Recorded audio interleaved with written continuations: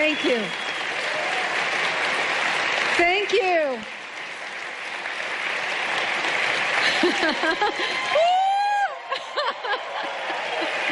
I love you too. Thank you very much. I come from Lebanon. I was born and raised in Lebanon, which used to be the only majority Christian country in the Middle East.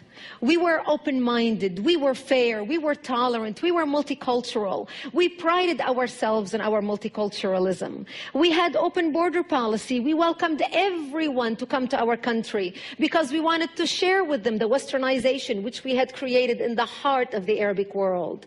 Muslims used to send their children to study in our universities because we had built the best universities in the Arabic world. They graduated and worked in our economy because we had built the best economy in the Middle East, even though we did not have any oil. Beirut became Paris of the Middle East, the banking capital of the Middle East.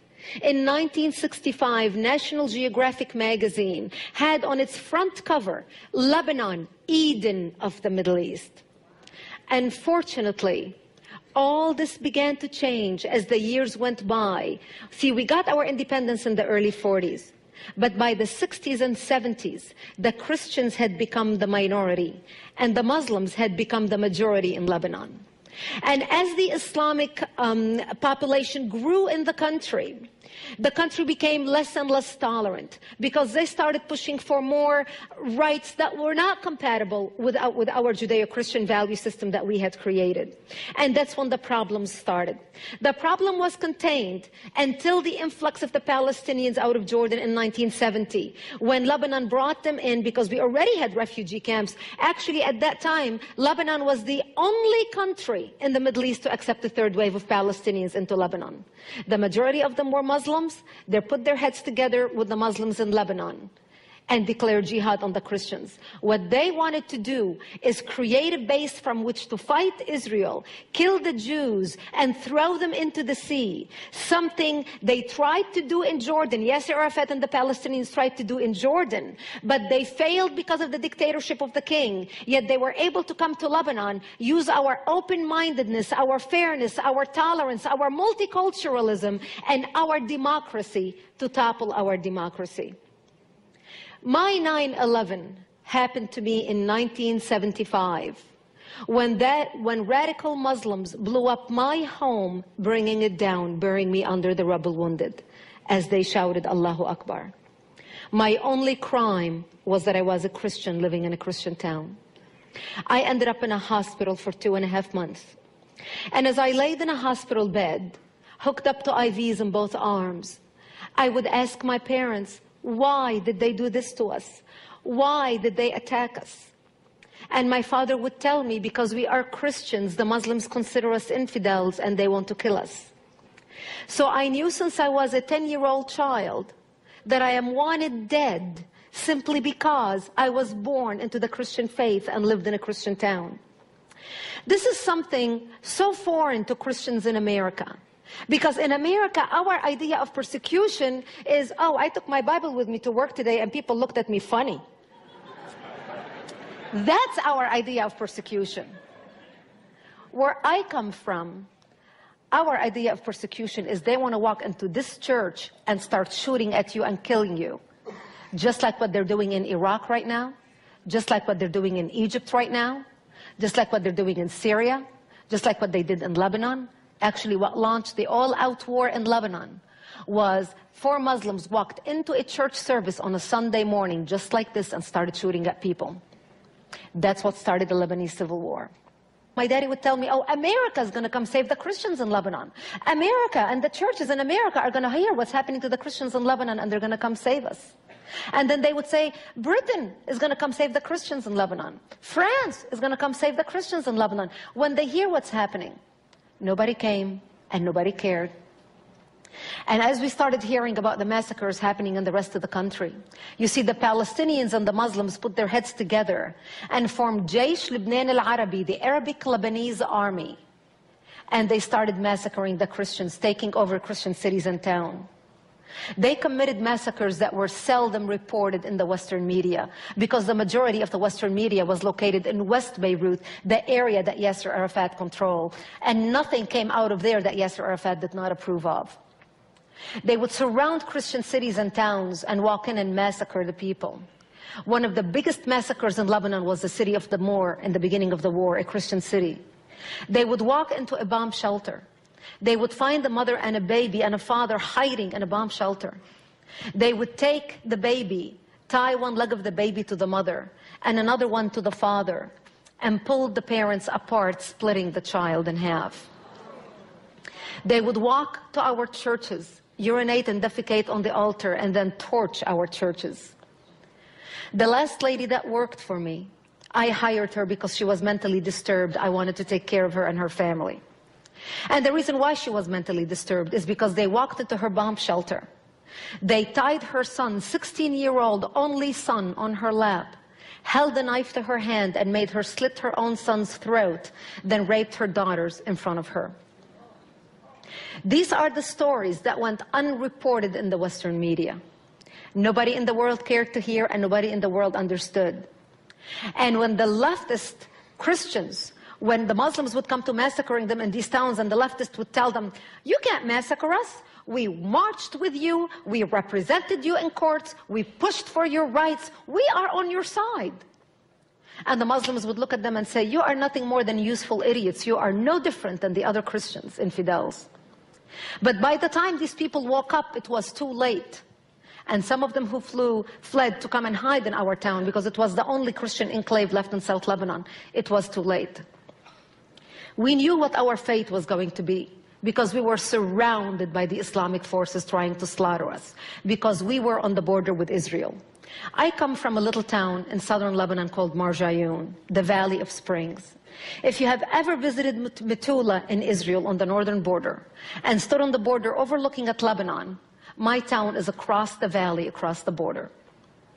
We knew what our fate going to be because we heard of the massacres, and we knew our days were numbered. And we knew to our front were the Muslims and the Palestinians who are waiting to slaughter us so they can be at the border with Israel.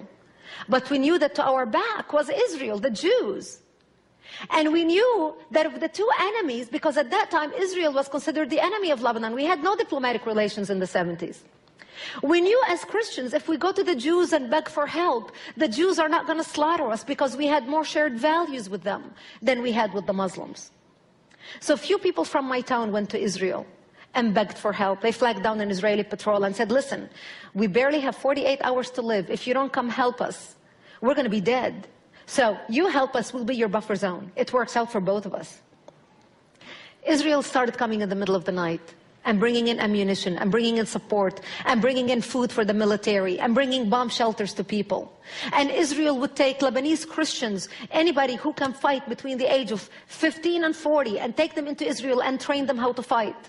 Because we learned very early on in the war that you can have all your professional degrees behind you on the wall, your medical degree, your accounting degree, your law degree, your whatever degree. None of that will do you any good when you are faced with an enemy bent on killing you in the name of Allah. So Israel started to help, and Israel would come in the middle of the night, and this is how we lived for 3 years while no one in the world cared. I remember I was 13 years old, and my parents said to me, if they come to slaughter us tonight, we will create a distraction. You just run towards Israel and you never look back. You are a child, you are a young child. We lived a long life. Thank God I did not make that decision that night, because that's the night when Israel came in physically into Lebanon and kicked out the Muslim forces and the Palestinians and set up checkpoints to save our lives around our town.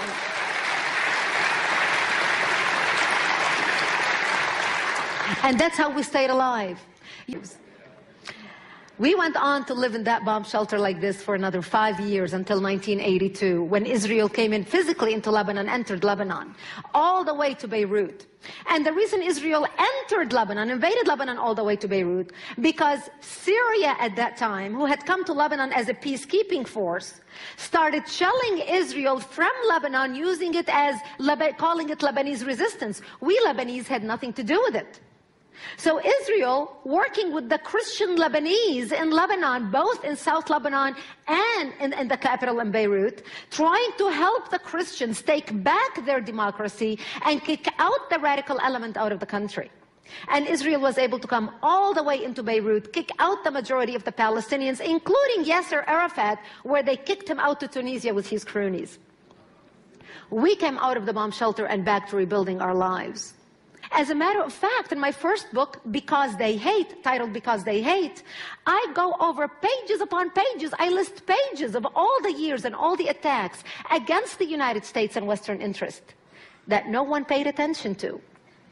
And I started realizing that what I used to think was a regional problem between a majority Muslim Middle East trying to kill or expel the minority Christians and Jews had become a worldwide problem.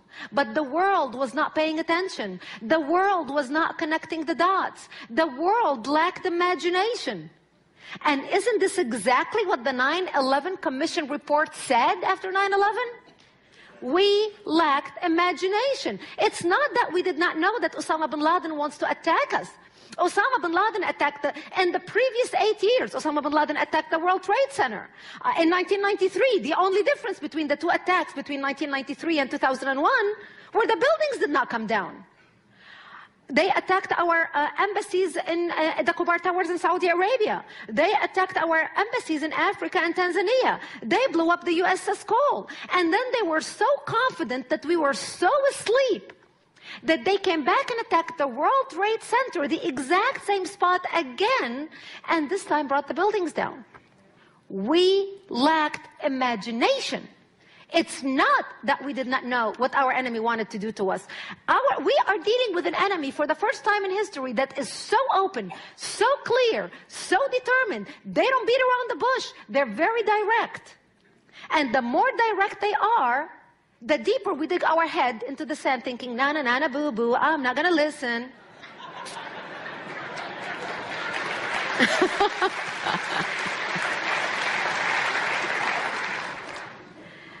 And the sad reality is that as long as Jewish blood was being shed on the streets of Jerusalem and Christian blood was being shed on the streets of Beirut, nobody in the world gave a darn. It wasn't until September 11th in the United States that the world woke up and realized, why do they hate us? What did we do to the Islamic world? Very simple words I have for you. They hate us. They hate us because we are infidels.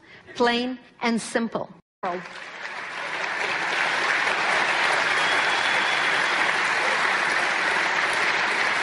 So I am here to share with you today how you can get involved, how you can